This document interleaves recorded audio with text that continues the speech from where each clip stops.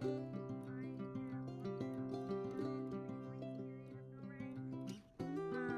have gotten so much rain, and I've noticed I'm on a few gardening pages, Friends of Roots and Refuge, Stive Tribe, and then the Row by Row group by the Haas Tools guys, which is awesome. If you guys aren't in that group is awesome. So underrated. Anyways, and I'm seeing lots of pictures of tomato leaf curl. Now, up until this year, I have never in my life seen so many issues with leaf curl.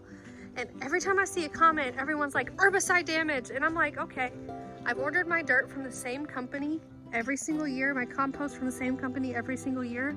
And I have never struggled with leaf curl, ever. So herbicide damage is not on my radar. You know what is? Rain. Lots of rain. This is the wettest, coolest spring I have experienced in years. And I have leaf curl on my tomatoes this year, and I have never had leaf curl. And I fully, wholeheartedly believe it is because of the amount of rain. So I'm going to show you guys that leaf curl over there, and then some other things in the garden. So enjoy.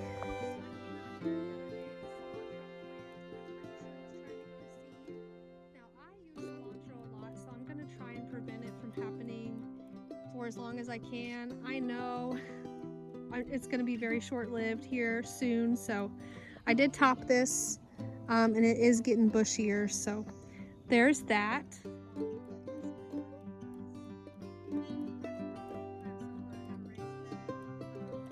Southwest Missouri right now that have above ground garden.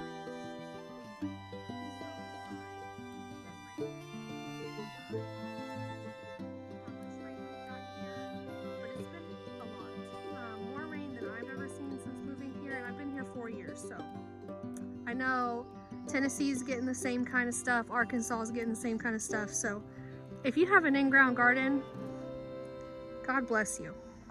It's been a couple days since I've been out here, and it really looks like a lot of the leaf curl that I was seeing in my tomatoes is getting better, because we had a couple of dry days. But you guys, look at this. Like, this is probably one of the best examples I have right now.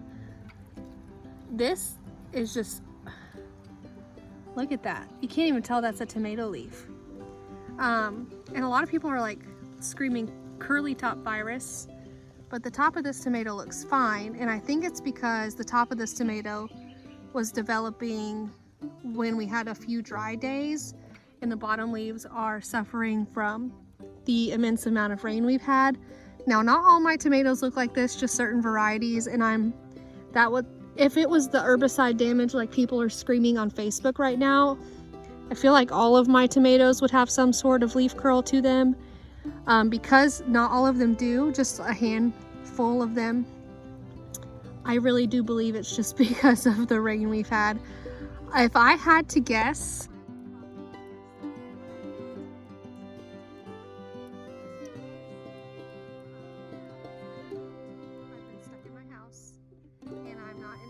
person. I do not like being cooped up. I do enjoy the cool weather. This is great, the 52, 55 degree kind of mornings, 70 degree afternoons. Perfect for me. I do not like hot days. I am not a hot weather gal. But if you're seeing leaf curl on your plants and you've had either excess heat and dryness or excess coolness and moisture, give it a little while. Don't give up on your tomatoes yet. Over here, I interplanted some radishes, so I've got some back there. I've also got carrots back there. I had 2 rows of carrots on that back trellis, but I came back in succession, sowed some more radishes, and then I'm gonna go in that middle trellis there and do some more. I really want to get my kids eating healthier. It's one day.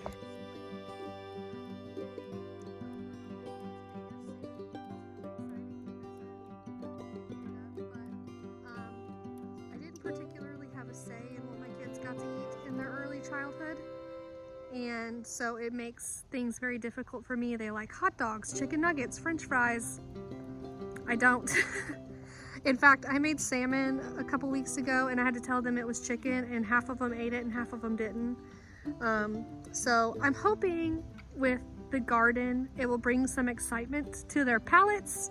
So pray for me in this endeavor of introducing them to growing their own food. So hopefully I can get them to enjoy something new, something fresh, something that's not a chicken nugget. My cabbages are starting to head up, and that is really exciting to me. My grandpa and my uncle still is. My grandpa was an amazing cabbage grower, and I have never been successful with brassicas ever. I have tried multiple different things, and I wanted to sow some last fall and just kind of ran out of time, and that's okay. I know if I would have done it last fall, I would have been successful, but these are looking really good. And my broccoli is putting on heads right now too, so that's another exciting thing. Also, broccoli greens.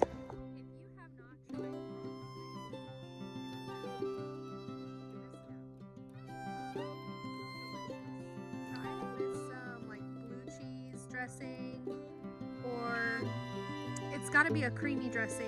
A vinaigrette's not going to do it for you if you're picky about your greens. Try some sort of creamy dressing with like slivered almonds, cherries, dried cherries, something like that. So good, so good. It will change your life, and you will never look at broccoli the same way. Even if you don't like broccoli, the head of broccoli, you probably will like broccoli greens. My recommendation is to actually dress the salad about an hour before you eat it. Same with kale. If you don't like kale, try dressing the salad way before you eat it. Stick in the fridge, let it kind of marinate. I've learned with the heartier greens, if you do that, the more tender they are when you go to eat them. And a lot of people change their mind about things they like and don't like. Over here, I don't know what happened to this potato plant. I dug it up. Like, I came out here one day and it was just lopped over, and I thought that maybe they were starting to die back. And it's been a few days and I literally don't have another single potato plant that's lopped over. So I actually came out and I dug the potatoes under this plant up, and one of them was rotted. So it was either got by some singular bug, or the rain just got to that one plant. There was 3 good potatoes under that plant, but one of them was just complete mush, not edible. So hopefully the rest of my potatoes hold up pretty good, but they're looking lovely. My kids started summer school today, and my baby didn't sleep last night, so I just needed to come out here for a little bit and enjoy some stuff for myself. It's been a rough few days. I have a lot of kids, and my husband has been working very, very late the last month or so at work, and that's over now, and so things should start to ease up. But I always come out to my garden when I need a little me time, and I know this sounds awful, but I'll come out here and all my kids will be like, "Mom, can I go with you?" And I'm like, "Not today." It's okay to tell your kids no. I know a lot of people advocate like letting your kids come in the garden, and I do that, but never feel bad to tell them no. Never feel bad to take time for yourself. This garden is mine, and it is up to me when my kids get to enjoy it with me. And they know that, they're aware of that, and there's nothing wrong with that.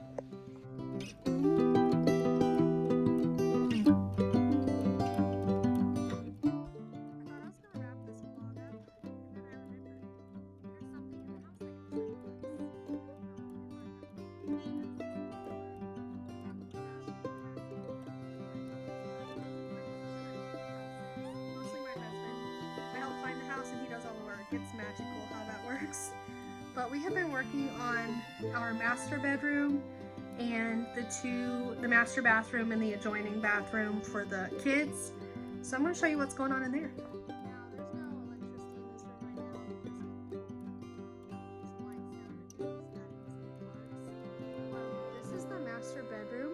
It's a little bit of a disaster right now, which is fine. You know, I'm used to this by now. This is our 4th go around the track when it comes to flips, but Over there used to be a shoe closet. This house was built in the 80s, and my husband was like, you don't want to keep that? And I was like, we have a very tall headboard, and there's a window on that wall, a window on this wall, and then 2 doors on this wall. And I was like, I don't want to block what little light we do have in this room with our beautiful headboard with a shoe closet that your shoes don't fit in because you are a size 13 and they don't sit on the shelf right. So we actually took that shoe closet out, and when he opened it up, he was like, you were right. I'm so glad we took that out. As cool as that feature was, I was not a huge fan.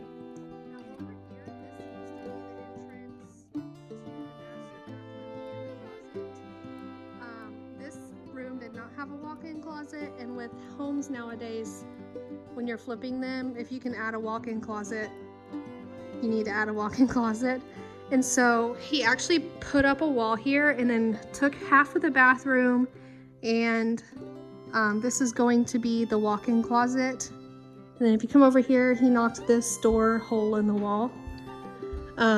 This is really dark, so I don't know if you guys are gonna have a hard time seeing it or not, but this will be the master bathroom. You can see in our basement. Fun. The vanity is gonna go here. Toilet's gonna go there. Shower and bathtub is gonna kind of be in its own little room, but it's gonna be really cool. We actually stole space from that bathroom over there because they had a massive guest bath with, like, it had a closet in it that you could fit.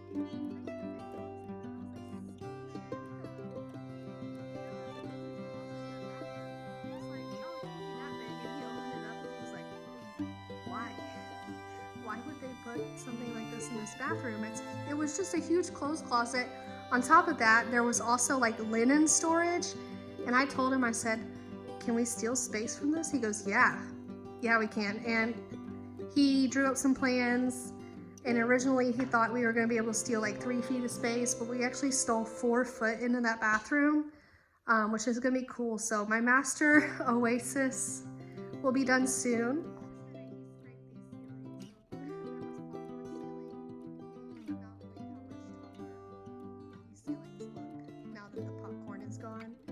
This is our bathtub. I'm so excited about this. He spoiled me with this one. He asked me what my dream bathtub would be. I've never had a bathtub that I could enjoy, and I described it to him, and then this is what he came up with. And it's a custom bathtub. Probably spent more on it than we should have, but we've been married for almost 10 years and we have 8 kids. So a place for mommy and daddy to go at the end of the day where they can relax. This is it. So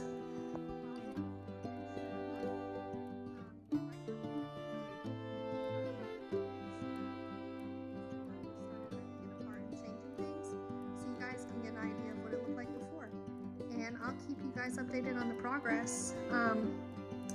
Homesteading is one of those things where it's not a cookie cutter lifestyle. A lot of people think homesteading and they think like Little House on the Prairie or Anne of Green Gables, stuff like that. And it can be what you make it. This is not our forever home. There is not enough space on this property for me to want to stay here forever unless something magical happens with this house and my husband really blows it out of the water, which he always does. He always kills it when it comes to the houses we redo. But I am so excited for the future. This house is going to take a long time. We are going to be here a while.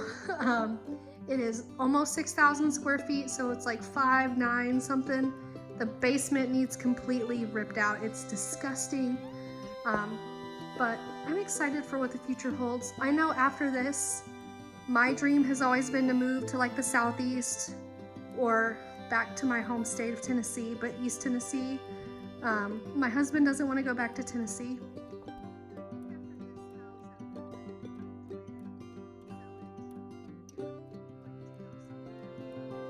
My dreams can be a little more fulfilled with some more land that's flat with workable soil, where we can have a cow and more livestock.